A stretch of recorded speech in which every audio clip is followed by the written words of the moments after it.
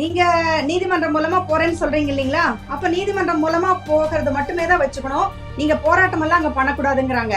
நாங்க சொல்றோம் அது ஜனநாயக உரிமைங்க அப்படின்னா, சரி அப்போ பிரச்சனை பண்ணுவீங்கன்னு சொன்னா நாங்க இப்பவே வந்து பிரச்சனை வந்து 2ல 1 பாத்துரலாம்னு போலீஸ் ஆபீசர்ஸ் சொல்றாங்க. என்னன்னாங்க எங்களுக்கு வந்து டைம் கொடுக்கும்போது நாங்க போராட்டம் நடத்தக்கூடாதுங்களாமா. பிஷப் வந்து வந்தாச்சு, மத்தவங்க வந்தாச்சு, அடிக்கல் நாட்டிடணுங்கிறதுல ரொம்ப குறியா இருந்தாங்க. கடவுள் புண்ணியத்துல ஒரு வாரம் டைம் கிடைச்சதுங்க. நாங்க கொடுத்ததுக்குங்க ஒரு புகார் கொடுத்ததுக்கு சிஎஸ்ஆர் காப்பி கூட கொடுக்கறதுக்கு வந்து தயாரா இல்லைங்க காவல்துறை. அத கூட நாங்க போராடி வாங்க வேண்டியதாயிடுச்சுங்க. இதே சர்ச் பீப்புள் வந்துங்க உயர்நீதிமன்றத்தை ஒரு ரிட்டு மூலமா அணுகியிருக்காங்க. அதுல என்னென்ன பிரேயர் கேட்டிருக்காங்கன்னாங்க, இந்த சர்ச் இடமே பாத்தீங்கன்னா அந்த ப்ரப்போஸ்ட் ஸ்கீம் ரோடுக்கு சம்பந்தப்பட்ட இடங்க. அப்போ இவங்க வந்து பிரீஸ்ட் ரெசிடென்ஸ் பாதிரியார்கள் குடியிருப்புக்காக ஒரு 2015ல ஒரு அனுமதி கேட்டிருக்காங்க. அது வந்து நிராகரிச்சிருக்காங்க. ஷாக்கிங் நியூஸ் எப்படின்னு கேட்டீங்கன்னா, அந்த ரிட்டு தாக்கல் செஞ்சு அந்த சொத்தே வந்து ஸ்கீம் ரோடு கீழே இருக்கும் போதுங்க எந்த விதமான இதுவும் வந்து அப்ரூவல் கொடுக்க கூடாது. எல்பி அதுல ஒரு நபரா இருக்காங்க. இருந்துமே நீதி பேராணை ரிட்டு வந்து நிலுவையில் இருக்கும் போதேங்க ஒரு வருஷத்துக்கு முன்னாடி 20/2/24ல கலெக்டர் உத்தரவு போடுறாருங்க. அனுமதி வேணும்னு சொல்லிட்டு கொடுக்கறாங்க, மனு கொடுக்கறாங்க. ஆனாங்க ஆர்டிஓ வந்துங்க தடையின்மை சான்று என்ஓசி எப்ப கொடுக்கறாங்க தெரியுங்களா? 15/2/22ங்க. மனு வந்து சர்ச் கொடுக்கறதே 23ங்க. ஆனா ப்ரீ டேட் போட்டு கொடுக்கறாங்க. ப்ரீ டேட் போட்டு கொடுக்கறாங்க. இதெல்லாம் ரெடி பண்ணிட்டுங்க அப்புறமா வராங்க. இன்னொன்னுங்க, இது ஒரு ஷாக்கிங் நியூஸ்ங்க. மாநகராட்சி ஆணையாளர், கோவை மாநகராட்சி ஆணையாளர் எப்ப தெரியுங்களா அங்க கொடுக்கறாங்க என்ஓசி? 9/4/22ங்க. ஆக மொத்த 23ல தான் வந்து அப்ளிகேஷனே சர்ச் கொடுக்கறாங்க. ஆனா 22லயே ஆர்டிஓவும் இவங்க கார்பரேஷனும் வந்துங்க நோ அப்ஜெக்ஷன் கொடுத்துறாங்க. இந்த மாதிரிங்க சொத்து விவரம் சரியில்லை. அப்புறம் வார்டு நம்பர் பாத்தீங்கன்னா உண்மையாவே இந்த வார்டு வந்து 39வது நம்பர் வார்டுங்க. ஆனா ஆர்டிஓ இது ஒருத்தர் சொன்னாங்க 18ன்னு சொல்றாங்க, எல்பிஏ வந்துங்க 40ன்னு சொல்றாங்க, எஸ்எஃப் நம்பர் ஒருத்தர் ஒண்ணு சொல்றாங்க. சொத்தை என்னமோ ஏதோ ஒரு படத்துல சொல்ற மாதிரி கிணத்த காணங்கிற மாதிரி அவங்க சொல்லக்கூடிய சொத்தை பத்தி தேடுனா அது எங்க இருக்குன்னே தெரியாதுங்க. வேணும்னே நகருங்கெல்லாம் போட்டு செய்யறது என்னன்னா, ஏதோ ஆசிப் ஒரு நகர்ல வந்து இருந்து அவங்க உத்தரவு கேட்கற மாதிரிங்க ஒரு பொய்யான தோற்றத்தைங்க. ஒருத்தருக்கு ஒருத்தர் வந்துங்க நானா நீயான்னு போட்டி போட்டுட்டு ஒரு குற்றச்செயல் ஈடுபட்டிருக்காங்க. அந்த அளவுக்கு இது மக்களையோட நலனுக்கு எதிரானது. இங்க மத மோதல் வாய்ப்பு கூட இருக்குன்னு அதை நாங்க பாத்துக்கிறோங்கிறாங்க காவல்துறை. சட்டம் ஒழுங்கு பிரச்சனை வந்துருங்க அப்படின்னா அது நாங்க பாத்துக்கிறோம் அப்படிங்கிற. ஒரு சைடு தானே அவங்க அரெஸ்ட் பண்ண வர, ஒரு சைடு தானே அரெஸ்ட் பண்ண போறாங்க, அதனால அவங்களுக்கு பிரச்சனை இல்லையா? ஆமாங்க. அப்ப நான் கேக்குறேங்க, எத்தனையோ விஷயங்கள்ல வந்து இவ்வளவு ஸ்பீடெல்லாம் ஒண்ணு ஆக்ஷன் எடுக்கிறது இல்ல நீங்க அப்படின்னா, அடிக்கல் நாட்டிட்டா நீங்க வந்துட்டு இந்த கட்டணம் எழுப்புறதுக்குள்ள நீங்க வந்து என்ன பண்றீங்களோ பண்ணிட்டு வர வேண்டியதானே. நாங்க அந்த தேதியில இருந்து நிறுத்துறோம். எனக்கு ஒரு 35 ஆண்டு வந்து இந்த வழக்கறிஞர் துறையில இருக்கங்க. ஆனா இந்த அளவுக்கு ஒரு அரசாங்கம் வந்துங்க நீதித்துறைய கொஞ்சம் கூட பயப்படாம நீதித்துறையோட ஒரு வழக்கோட இதையே வந்துங்க மறைச்சு அது ஒரு தனி ட்ராக், இது ஒரு தனி ட்ராக், பேருக்கு நாங்க நினைச்சா என்ன வேணா செய்ய முடியுங்கிறத செய்து காட்டி இருக்கிறாங்க. கடவுள் அருளால, உள்ளூர் மக்களுடைய துணையால இதையெல்லாம் உங்களை மாதிரியான நல்ல இதங்களுடைய ஒரு வாழ்த்துக்களோட இந்த விஷயத்தை வென்றெடுப்போங்கிற ஒரு நம்பிக்கை இருக்குங்க.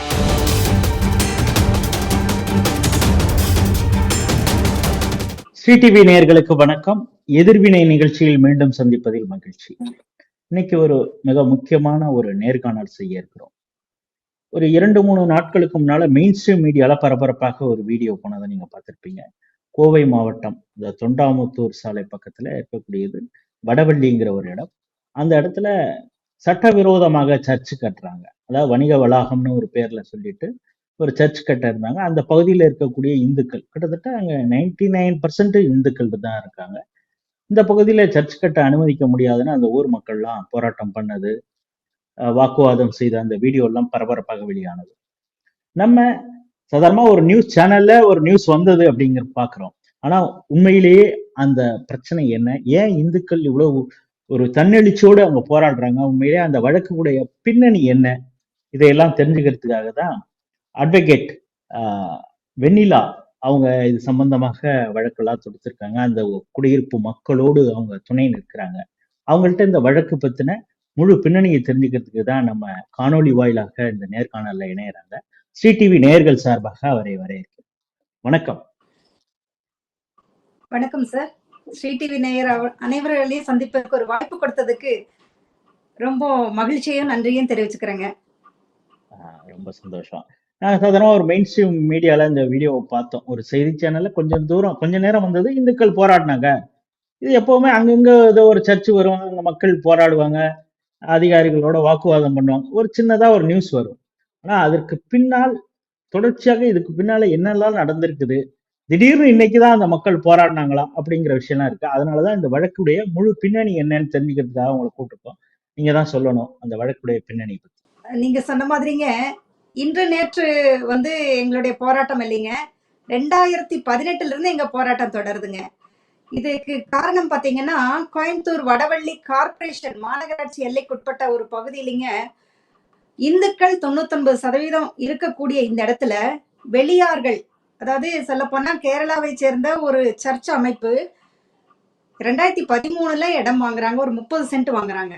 ஆக்சுவலா பாத்தீங்கன்னா இதோட பூர்வீகம் வந்து எனக்கு இன்னுமே ரொம்ப மண்ணின் மைந்தாகவும் நான் இந்த இடத்துல இருந்துட்டு இருக்கேங்க. குறைந்தது 60 வருஷத்துக்கு மேல. இடைமறிக்கிறதுக்கு மன்னிக்கணும். இந்த சைரோ மலபார் சர்ச், அதாவது ராமநாதபுரம் டயசிஸ், அவங்க சார்பாக அந்த இடத்துல வாங்குறாங்க இல்லையா? அந்த சர்ச் நபர்கள் வந்துங்க 2013ல வாங்குறாங்க. அப்போ எங்களுக்கு அதை பத்தி ஒண்ணும் தெரியலீங்க. அப்புறம் 2018ல திடீர்னு பாத்தீங்கன்னா ஓவர் நைட்ல எங்களுக்கு வந்து தகவல் தெரியுதுங்க.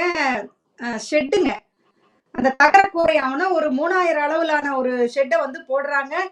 நிகழ்ச்சி வந்து உடனே ஆரம்பிக்க போறாங்க, ஏதோ வச்சு ஆரம்பிக்கிறாங்கன்னு தெரிய வந்த உடனாங்க இருக்கக்கூடிய எங்களுக்கு அந்த ஏரியாலேயே வந்து எங்களோட பூர்வீகம் நாங்க இருக்கிறதுனால அந்த சொத்தோட தன்மை எங்களுக்கு தெரியுங்க.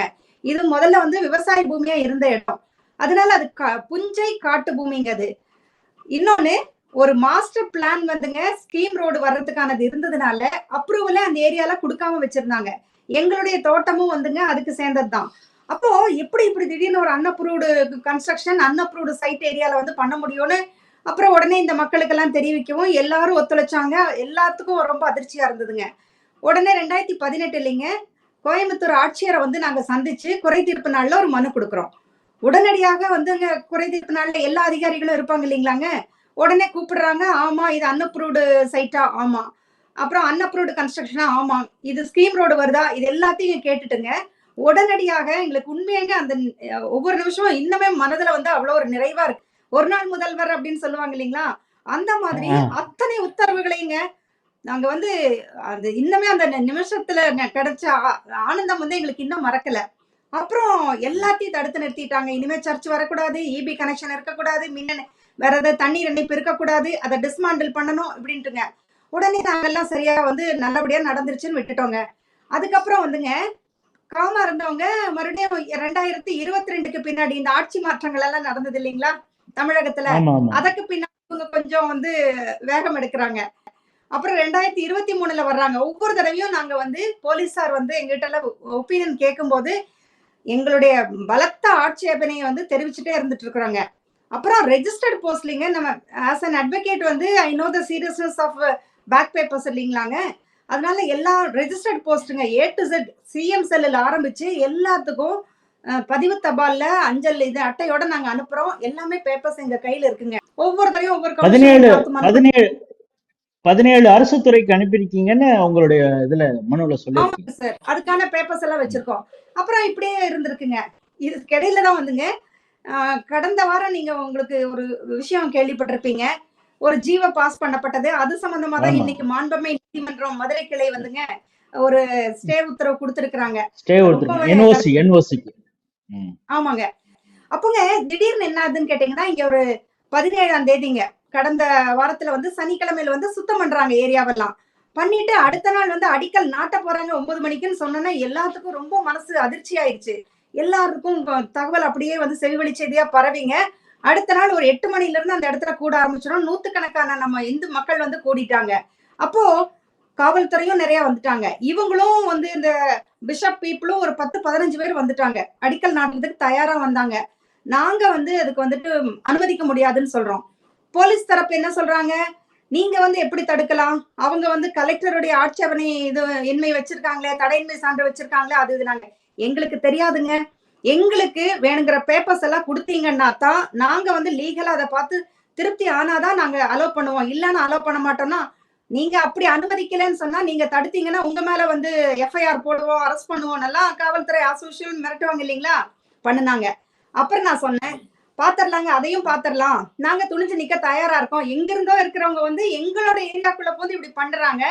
இது வந்து இந்துக்களுடைய பகுதி, ஒரே பிரதான சாலை, ஒரு விநாயகர் கோயில் இருக்கு. அந்த வழி இந்துக்களுடைய வாழ்வியல் முறையும், இந்த மற்ற மதத்தினுடைய வாழ்வியல் முறையிலும் எத்தனையோ வித்தியாசம் இருக்கு இல்லீங்களா? நீங்க கோயில்னு சொல்றது இந்த ராஜகணபதி கோயில் சொல்றீங்க. ராஜகணபதி கோயில் இருக்குதுங்க. அந்த பிரதான சாலையோட தொடர்ச்சியாக தான் இந்த சர்ச்சுடைய இடம் இருக்குங்க. அப்ப எங்களுடைய ரொம்ப குமுறலுக்கு முக்கிய காரணம் என்னன்னு கேட்டீங்கன்னா, இந்துக்களுடைய வாழ்வு முறையும் அவங்களோடது ரொம்பங்க. நம்மளுதுல ஒரு துக்க காரியம் ஏதாவது நடந்துச்சுன்னா, ம். கோயில் நடைய அடைச்சிருவோம். ஆனா அவங்க கிடையாதுங்க. கொண்டு வந்து வச்சு பிரேயர்லாம் பண்ணி, நான் எந்த மதம்லாம் சொல்ல வேண்டிய அவசியம் இல்லைங்க. அவங்க பண்ணுவாங்க. அப்போ எங்கெங்க இருந்தோ இருக்கிறவங்களோட இதெல்லாம் இங்க கொண்டு வந்து வச்சு பண்ணுனாங்கன்னா, ஒவ்வொரு முறையும் நம்ம நடைய அடைச்சிட்டு இருக்க முடியுங்களா? அத்தன குழந்தைகள் இருக்காங்க. பஸ் போக்குவரத்து எல்லாம் இருக்கு. இந்த மாரி ஒரு 30 அடி சாலையில இத்தன குறுகின இடத்துல இப்படியெல்லாம் பண்ணுனாங்கன்னா, இவ்வளவு பாதிப்புகள் வரும். இன்னொன்னுங்க, இன்னொரு அச்சம் என்னன்னு கேட்டீங்கன்னா, எத்தனையோ நம்மலாம் கேள்விப்படுறோம். அவங்களோட காம்பவுண்ட் எல்லாம் பெருசா பிரம்மாண்டமா கட்டிருவாங்க. எங்கெங்க இருந்தோ இருக்கவங்களுடைய இதெல்லாம் கொண்டு வர்றாங்க. வெறும் பாக்ஸ கொண்டு வர்றாங்களா? அங்கேயே வந்து ஏதாவது காரியங்கள் எல்லாம் செய்துட்டு போறாங்களாங்கிறதெல்லாம் நம்ம வந்து செக் பண்ணிட்டு இருக்க முடியாதுங்க.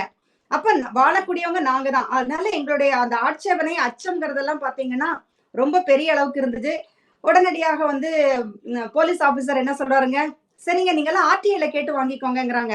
அப்படி கிடையாதுங்க சார். ஆர்டிஐல கேட்டோம்னா குறைஞ்சது ஒரு நாங்க அப்ளை பண்ணி 30 நாள் டைம் எடுத்துக்கலான்னு எங்களுக்கு தெரியும். அந்த 30 நாளைக்குள்ள நீங்க என்னென்ன பண்ணுவாங்களோ எல்லாம் பண்ணிருவாங்க. நீங்க என்ன கூப்பிடுறீங்களா? ஸ்டேஷனுக்கு கூப்பிடுறீங்களா? ஆனா எல்லா பேப்பர்ஸும் எனக்கு குடுக்கணும். அந்த பேப்பர்ஸ வாங்கி பார்த்தா தான் நாங்க வந்து எங்களுடைய தரப்ப தெரிவிக்க முடியும்னு சொல்லிட்டாங்க. அப்புறம் ஒரு 11 மணில இருந்து ஞாயிற்றுக்கிழமை நாளுங்க. 18ஆம் தேதி. 18/1ங்க. ஒரு 4 மணி நேரம் நடந்ததுங்க. டிசி வந்துட்டாருங்க. ஏசி 3 பேர் வந்துட்டாங்க. நூத்துக்கணக்கான காவல்துறையினர் இங்க குவிக்கப்பட்டாங்க. அப்புறம் அங்க வந்துங்க ஒவ்வொன்னா கேட்கங்க, அவங்க சரியான தகவல்கள எங்களுக்கு குடுக்கவே மாட்டேங்கிறாங்க. அப்புறமா ம். தான் வந்துங்க எல்லா பேப்பர்ஸ் உடைய நகல்களையும் கொஞ்சம் கொஞ்சமா கேட்டு, ஏதோ நெறைய கேட்டா பொன் வைக்கிற இடத்துல பூ வைக்கிற மாரி 1, 2 மட்டும் குடுக்குறாங்க. மறைச்சு மறைச்சு வச்சுக்கிறாங்க. அப்புறம் பார்த்தீங்கன்னா, ம். எங்களுக்கு கிடைச்ச தகவல் பார்த்தீங்கன்னா, ரொம்ப மேலிடத்துல இருந்தெல்லாம் விவிஐபிஸ் எல்லாம் வந்து அங்க இன்ஃப்ளூயன்ஸ் நடந்துட்டு இருந்தது எல்லாமே தெரிஞ்சதுங்க. உடனுடனே வந்துங்க முடிவு கிடைக்கணுங்கிறாங்க. சொத்து விவரங்கள் சரியா இல்லன்னு சொல்றாங்க. அதுக்குமே வந்துட்டு சரின்னு சொல்றாங்க போலீஸ். உடனடியா வந்து சர்வேயர வர சொல்லலாம், அளக்க சொல்லலாங்கிறாங்க. நாங்க சொல்றோம், "எதுக்குங்க இவ்வளவு அவசரப்படுறீங்க? எத்தனையோ வந்து ஃபார்மாலிட்டீஸ் நெறைய இருக்குல்ல." ஓப்பனா கேட்டேங்க. "ஒண்ணுமில்ல, கொடூர குற்றங்கள செஞ்சவங்க கூட வந்துங்க, உடனடியாக தூக்கு மேடையில ஏத்திர்றோம். நீங்க எவ்வளோ ஃபார்மாலிட்டி பண்றீங்க இல்லையா?" அப்படின்னு இன்னொன்னு கூட சொன்னேங்க. எதுவானாலும் அ திருப்பரங்குன்றத்திலான உத்தரவு வந்து நிறைவேற்றத்துக்கு வந்து எவ்வளோ நாள்? நீங்க ஒத்துக்கிட்டீங்களா முதலாவது? அப்படி இருக்கும்போது, "இதுக்கு ஏன் இவ்வளவு அவசரப்படுறீங்க நீங்க?" அப்படின்னு நானுமே வந்து கொஞ்சம் டஃப் ஃபைட் நாங்கெல்லாம் குடுத்தோங்க. அப்போ நம்ம எல்லா இந்து அமைப்புகள் எல்லாம் வந்துங்க ரொம்ப ஒற்றுமையா வந்தாங்க. இன்னும் மக்கள் வந்து ரொம்ப உணர்வுபூர்வமா கலந்துக்கிட்டாங்க. அதுக்கப்புறமாங்க எந்த இதுல போனாலும் ஏதோ ஒரு வகையில தடுக்குறாங்க.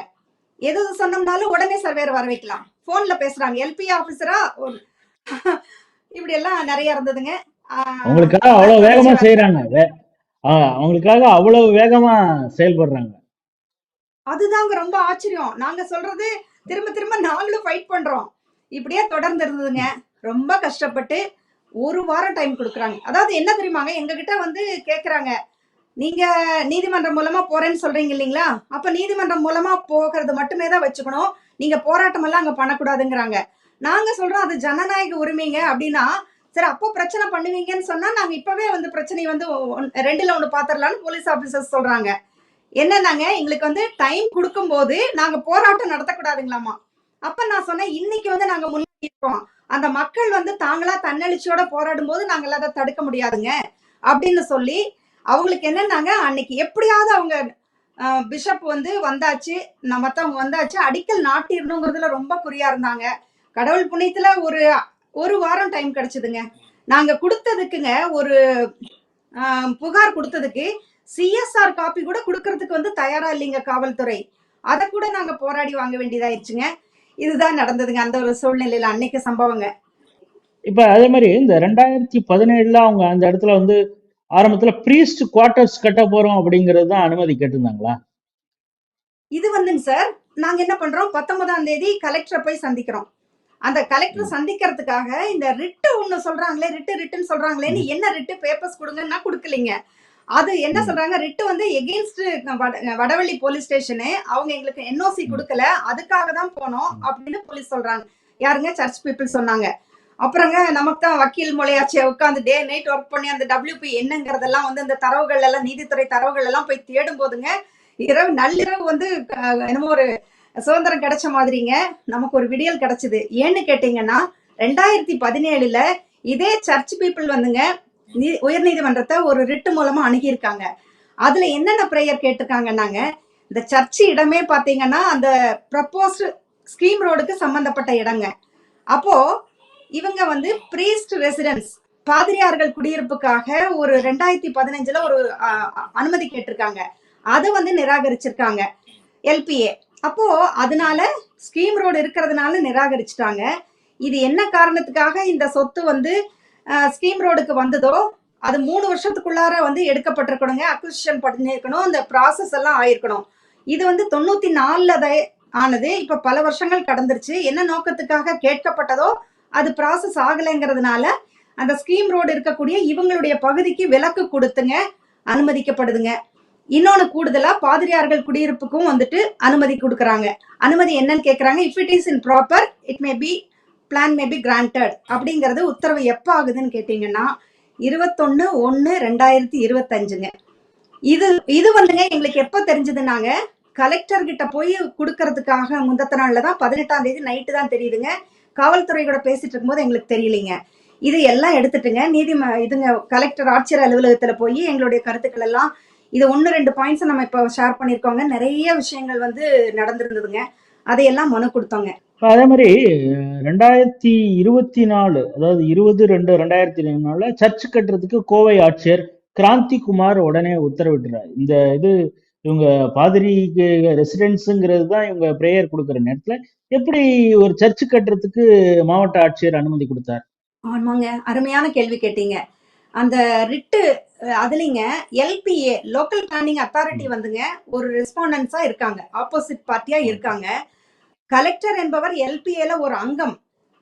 அவரு வந்து இந்த மாதிரி எல்பிஏ வந்து இங்க வந்து ரிட்ல ஒரு தரப்பா இருக்கும் போதுங்க, அதோட சைட் பை சைடா இவங்க என்ன பண்ணிருக்காங்க, ஹைகோர்ட்ல ஒரு விதமா கொண்டு போயிட்டுங்க, அங்க வந்து சர்ச்சுன்னு சொன்னாதான் கலெக்டர் எல்லாம் சேர்த்தணுங்கிற மாதிரி கணக்கு பண்ணிட்டுங்க, அப்படியே இது பண்ற மாதிரி அதை ஒரு சைட் ட்ராக் பண்ணிட்டு இன்னொரு சைட் ட்ராக் வேற விதமா பண்ணிட்டு இருந்திருக்காங்க. இதுல என்னன்னு கேட்டீங்கன்னா, சர்ச்சுக்கான அனுமதிய கலெக்டர் கிராந்திகுமார் அவர்கள் 20/2/24ல பாஸ் பண்ணிடுறாருங்க. அது என்னங்க ஷாக்கிங் நியூஸ் எப்படின்னு கேட்டீங்கன்னா, அந்த ரிட்டு மனு தாக்கல் செஞ்சு அந்த சொத்தே வந்து ஸ்கீம் ரோடு கீழே இருக்கும் போதுங்க எந்த விதமான இதுவும் வந்து அப்ரூவல் கொடுக்க கூடாது.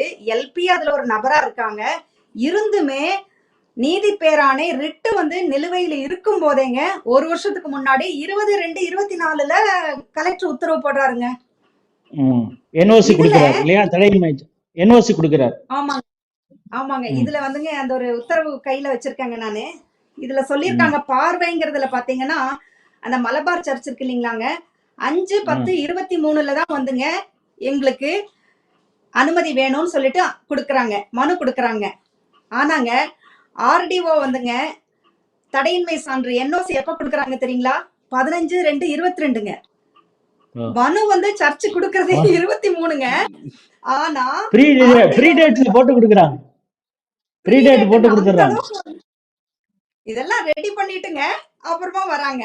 இன்னொன்னுங்க, இது ஒரு ஷாக்கிங் நியூஸ்ங்க. மாநகராட்சி ஆணையாளர், கோவை மாநகராட்சி ஆணையாளர் எப்ப தெரியுங்களா அங்க கொடுக்குறாங்க என்ஓசி? 9/4/22ங்க. ஆக ஓகே. மொத்த 23ல தான் வந்து அப்ளிகேஷனே சர்ச் கொடுக்குறாங்க.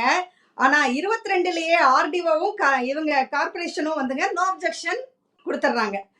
எப்படி இருக்குங்க? இந்த மாதிரிலாம் எந்த கேள்விப்பட்டிருக்கீங்களா? அளவுக்கு அந்த அளவுக்கு வேகமாக செயல்படுறாங்க. அதே மாதிரி நீங்க ஒரு குறிப்பாக ஒரு விஷயத்த சொல்லியிருக்கீங்க. அவங்க வந்து இந்த விவசாய பகுதிங்கிறதையும் மறைச்சிட்டு இந்த குறிஞ்சி நகர், சின்மயா நகர் என தவறான பெயர்கள கூட அதுல குறிப்பிட்டு அதாவது மிஸ்லீட் பண்ணியிருக்காங்க அப்படிங்கிற பிரேயரையும் நீங்க சொல்லியிருக்கீங்க. இது எப்படி நடந்தது? ஆமா, ஆமாங்க. உண்மையாவேங்க அது காட்டு புஞ்சை பூமிங்க. இந்த narration of the description of ப்ராப்பர்ட்டில அப்படிதான் சொல்லப்பட்டிருக்குங்க. ஆனா இவங்க வந்து குடியிருப்பு அப்புறம் இந்த ஒரு எல்பிஏ ஆபீசர் வந்துங்க ஒரு பொது அறிவிப்பு கொடுக்கறாரு. அதுல வந்துங்க லேண்ட் கன்வர்ஷன்ல வந்து சர்ச்சுங்கிறதே அவங்க அதுல மென்ஷன் பண்ணல அப்படின்னு சொல்லியிருக்கீங்க. அருமையாங்க, தரோவா இருக்கீங்க நீங்க. என்ன விட நீங்க தரோவா இருக்கீங்க. அந்த இன்னொன்னுங்க, அது வந்து ரிட்டுக்காக கேக்குறாங்களா இல்ல கலெக்டருடைய நோ அப்ஜெக்ஷன் சான்றிதழ், தடையின்மை சான்றிதழுக்காக கேக்குறாங்கங்கிற விவரமே இல்லைங்க. இந்த சர்ச்சுங்கிறத வந்து சர்ச்சுங்கிற பேரை மட்டும் விட்டுட்டுங்க, அந்த மலபார் இது இருக்கு இல்லைங்களா, செயின்ட் ஜேம்ஸ் தைரோ மலபார், அவங்க வந்துங்க அப்படின்ட்டு சர்ச்சுங்கிற வார்த்தைய கிளவரா விட்டுறாங்க. எப்பவுமேங்க ஒரு வழக்குக்கு தேவைப்பட்டதுன்னா பொது அறிவிப்பு கொடுத்தாங்கன்னா இந்த ரிட்டு மனு அதோடைய எண்ணு அந்த மாதிரிலாம் சொல்லுவாங்க. இல்ல கலெக்டருடைய ஒரு உத்தரவுக்காகன்னு சொன்னோம்னா அந்த விஷயம் சொல்லுவாங்க. ஒண்ணுமே இல்லாம நிலப்பயன் மாற்றம் அப்படின்னு கேக்குறாங்கன்னு சொல்றாங்க. ஆக்சுவலா அது வந்துங்க குடியிருப்பு பகுதியும் கிடையாது. ஆனா குடியிருப்பு பகுதியாக பாதிரியாரோட குடியிருப்பு பகுதியா வேணும்னு தான் முதல்ல அப்ளிகேஷனும் கொடுத்திருக்காங்க. ஆக்சுவல் ப்ராப்பர்ட்டி இஸ் காட்டு புஞ்சை பூமிங்க. எல்லாமே சப்ரஷன்ங்க. இந்த மாதிரி நடந்திருக்குங்க. இப்போ கடைசியாக இப்போ உங்களுடைய இன்னைக்கு நடந்த போராட்டம், அதுக்கப்புறம் நீங்க கலெக்டரை பார்த்துருக்கீங்க. இப்ப அடுத்த கட்டமாக என்ன அங்க நடக்கிறதுக்கு வாய்ப்பு இருக்கிறது? ஏன்னா இப்ப நீங்க உங்களுடைய நேரம் இப்ப மதுரை கோர்ட்லயும் என்ஓசி அதுக்கு இடைக்கால தடையும் கொடுத்ததுனால இது அடுத்த கட்டமாக எப்படி போகும்னு நினைக்கிறீங்க? இதுங்க ஒரு ஒரு விஷயம், சந்தோஷமான விஷயம். இப்ப சர்ச்சு கட்டுவதற்கு எல்லாமே ஆட்சேபனையின்மை எப்படின்னு கேட்டாங்க. இடைக்கால தடையெல்லாம் இருக்கு இல்லைங்களா, நம்மளுடைய தமிழக முதல்வர் வந்துங்க 23/12/25 வந்துங்க திருநெல்வேலியில கடந்துகிட்ட ஒரு பொதுக்கூட்டத்துல சில சமய அமைப்புகள் வந்துங்க அவரை அணுகி மனு கொடுத்திருக்காங்க. குறிப்பிட்ட காலகட்டத்துல கொடுத்திருக்கக்கூடியதுக்கெல்லாம் வந்து கலெக்டருடைய நோ அப்ஜெக்ஷன் இல்லாமையே எங்களுக்கு அப்ரூவல் கொடுத்துருங்க. அதாவது 2019 இருந்து எது எதெல்லாம் பெண்டிங் இருக்குதோ அதெல்லாம் தேவையில்லை என்ஓசி அப்படிங்கறது மாதிரி சொல்லி 19 24 வரைக்குங்க. ஏன்னா அதுக்குள்ளார முக்கியமான நபர்களுடைய அப்ளிகேஷன்ஸ் எல்லாம் ரிசீவ் பண்ணி வச்சிருந்திருப்பாங்க. அதை த்ரூ பண்றாங்க. அப்புறம் 6/3/24 வரைக்குங்க. 7/3/24க்கு பின்னாடி வரக்கூடிய விண்ணப்பங்களுக்கு என்ஓசி தேவை. இது என்ன கணக்குங்க? இந்த மாதிரி சொல்லியிருந்தாங்க. உண்மையாவே இங்க கட்ட வரும்போது நாங்க அப்படிதான் பயந்தோம். ஓ, அந்த ஜீவோ வந்துதான் மிஸ்யூஸ் பண்ணி இங்க வர்றாங்க, அது ஒரு கேடயமா பயன்படுத்திட்டு வராங்கன்னு நினைச்சோம். அதற்கு பின்னாடி அதை விட பெரிய பூதமாக ஒரு ரிட்டு மனு பெண்டிங் இருக்கும்போது ஒரு மாவட்ட ஆட்சியரே வந்துங்க என்ஓசி கொடுத்திருக்காங்க. இது எல்லாம் அப்புறம் இன்னொன்னுங்க, சொத்து விவரத்துல ஏதாவது வந்துங்க அந்த ஒரு வழிங்கிறது ஒண்ணு சொல்லப்படணும் இல்லைங்களா, வழிங்கிறதே சொல்லப்படலைங்க. எந்த பக்கம் ரோடு இருக்குங்கிற விஷயமே கிடையாது. அப்புறம் கார்பரேஷன் கமிஷனர் சொல்றாங்க ஒரு 80 ஃபீட் வந்து அணுகுசாலை இது மாதிரி ப்ரப்போஸ் ரோடு இருக்குங்கிறாங்க. அந்த ரோடே வந்து இந்த ப்ராப்பர்ட்டில தான் இருக்குங்க. இந்த மாதிரிங்க சொத்து விவரம் சரியில்லை. அப்புறம் வார்டு நம்பர் பாத்தீங்கன்னா உண்மையாவே இந்த வார்டு வந்து 39வது நம்பர் வார்டுங்க. ஆனா ஆர்டிஓ இது ஒருத்தர் சொன்னாங்க 18ன்னு சொல்றாங்க, எல்பிஏ வந்துங்க 40ன்னு சொல்றாங்க, எஸ்எஃப் நம்பர் ஒருத்தர் ஒண்ணு சொல்றாங்க. சொத்தை என்னமோ ஏதோ ஒரு படத்துல சொல்ற மாதிரி கிணத்த காணங்கிற மாதிரி அவங்க சொல்லக்கூடிய சொத்தை பத்தி தேடுனா அது எங்க இருக்குன்னே தெரியாதுங்க. வேணும்னே நகருங்கெல்லாம் போட்டு செய்யறது என்னன்னா ஏதோ ஆசிப் ஒரு நகர்ல வந்து இருந்து அவங்க உத்தரவு கேட்கற மாதிரிங்க ஒரு பொய்யான தோற்றத்தைங்க. அப்புறம் சர்ச்சுன்னு சொல்லிட்டு தனியா ஒரு ட்ராக் இது பண்ணி கலெக்டர் கிட்டையும் இவங்க இத்தனை பேர்த்தையும் இதையெல்லாம் மாண்புமை நீதிமன்றத்தோட நாலேஜுக்கெல்லாம் நாங்க கொண்டு போகும்போது கூடிய சீக்கிரத்துல அதுக்கான வேலைகள் நடந்துட்டு இருக்குதுங்க. சீரியஸா வந்து இதை வியூ பண்ணுவாங்க மாண்புமை நீதிமன்றம். இன்னைக்கு கூடங்க சரி இவ்வளவெல்லாம் நடந்துருச்சுல்ல, கடைசியா போய் இந்த கமிஷனர் போலீஸ் தரப்பு தானே நம்மள ரொம்ப ப்ரெஷர் கொடுக்குறாங்கன்னுங்க. இன்னைக்கு ஒரு 4 மணி நேரம் எங்களை வந்து பாக்குறதுக்கு வெயிட் பண்ண வச்சாங்க. பரவாயில்லன்னு சொல்லி கமிஷனரை கஷ்டப்பட்டு பார்த்தாங்க, போலீஸ் கமிஷனரை. ஒரு 15 நிமிஷம் அவங்க கிட்ட போராடி பார்த்தோங்க. இப்ப சார் உங்ககிட்ட மிஸ்ரெப்ரசன்ட் பண்ணாங்க, சர்ச்சுக்குன்னு சொன்னாங்க. ஆனா உள்ள பாத்தீங்களா ரிட்ல வந்து இந்த மாதிரி சொல்லியிருக்காங்க, ரிட்டே எதுக்குங்கிறதும் பொய்ய சொல்லியிருந்தாங்க. எவ்வளவு விஷயங்கள் மறைச்சிருக்காங்க இல்லைங்களா, சப்ரஷன் ஆஃப் மெட்டீரியல் ஃபேக்ட்ஸ்.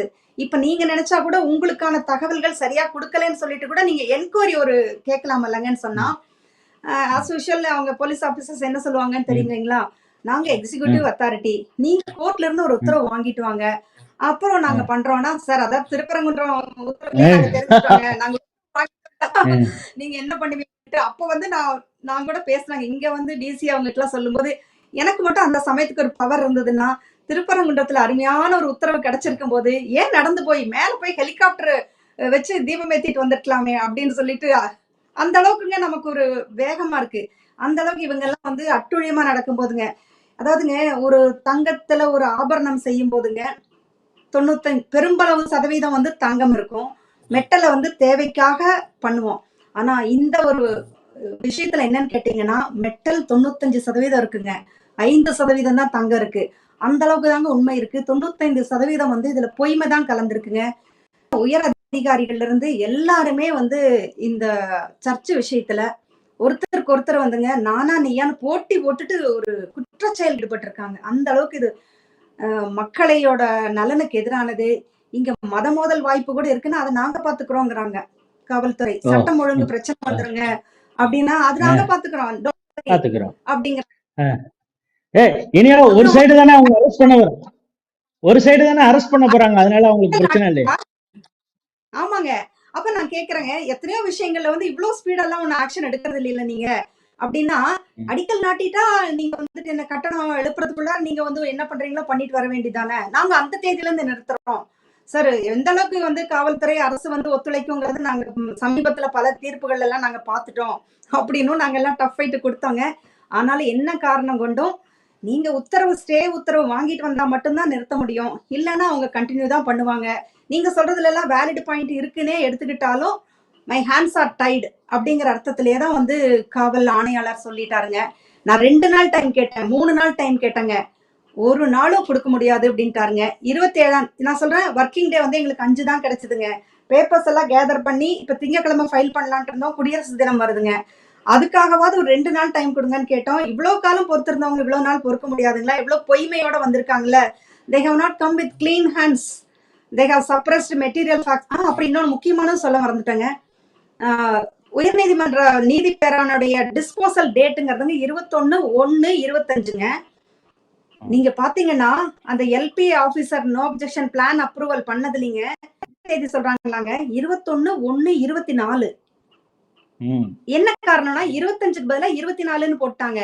ஏன்னா இதற்கு பின்னிட்டு தான் வந்துங்க ஆட்சியருடைய கலெக்டருடைய நோ அப்ஜெக்ஷன் 22/24 வருதுங்க. அத வந்து டேலி பண்றதுக்காக யாரும் இவ்வளவு பார்க்க மாட்டோம் இல்லைங்களா, அதனால அந்த உத்தரவு போட்டிருக்காங்க. இதெல்லாம் ரெக்கார்ட்ஸ் இருக்குங்க. கடவுளா பார்த்து நல்ல விஷயங்களுக்கான விதைகளை வந்து தூவி வைப்பாருங்கிற மாதிரி, ஆவணங்களை வந்து தடயங்களை வைப்பாருங்கிற மாதிரிங்க எங்களுக்கு தோண்ட தோண்ட இவ்வளவு விஷயங்கள் வந்துங்க பார்த்து எனக்கும் ஒரு 35 ஆண்டு வந்து இந்த வழக்கறிஞர் துறையில இருக்கங்க. ஆனா இந்த அளவுக்கு ஒரு அரசாங்கம் வந்துங்க நீதித்துறைய கொஞ்சம் கூட பயப்படாம நீதித்துறையோட ஒரு வழக்கோட இதையே வந்துங்க மறைச்சு அது ஒரு தனி ட்ராக், இது ஒரு தனி ட்ராக், பேருக்கு நாங்க நினைச்சா என்ன வேணா செய்ய முடியுங்கிறத செய்து காட்டியிருக்கிறாங்க. கடவுள் அருளால உள்ளூர் மக்களுடைய துணையால இதையெல்லாம் உங்களை மாதிரியான நல்ல இதங்களுடைய ஒரு வாழ்த்துக்களோட இந்த விஷயத்தை வென்றெடுப்போங்கிற ஒரு நம்பிக்கை இருக்குங்க. அருமையாக சொன்னீங்க. அந்த தர்மத்திற்காக நீங்கள் தொடர்ந்து குரல் கொடுத்துக்கிட்டு இருக்கீங்க. உங்களுடைய சட்ட போராட்டம், அந்த சட்ட போராட்டத்திற்கு வலுவாக மக்களுடைய போராட்டமும் அவங்களுடைய துணையும் இருந்தால் கண்டிப்பாக வெற்றி கிடைப்பது உறுதி. உங்களுடைய சட்ட போராட்டத்துல நீங்க வெற்றி பெற்று அந்த மக்களுக்கு நன்மை செய்யணும், சேவை செய்யணும் அப்படிங்கிற விஷயத்தோட இந்த நிகழ்ச்சியில கலந்து கொண்டு இந்த வழக்கு குறித்து முழு பரிமாணத்தையும் எங்களுக்கு நேயர்களோட பகிர்ந்து கொண்டீங்க. மீண்டும் ஒரு நிகழ்ச்சியில் சந்திப்போம். அதுவரை உங்களிடம் விடைபெறுகிறோம். நன்றி, வணக்கம். நன்றி, மிக்க நன்றிங்க.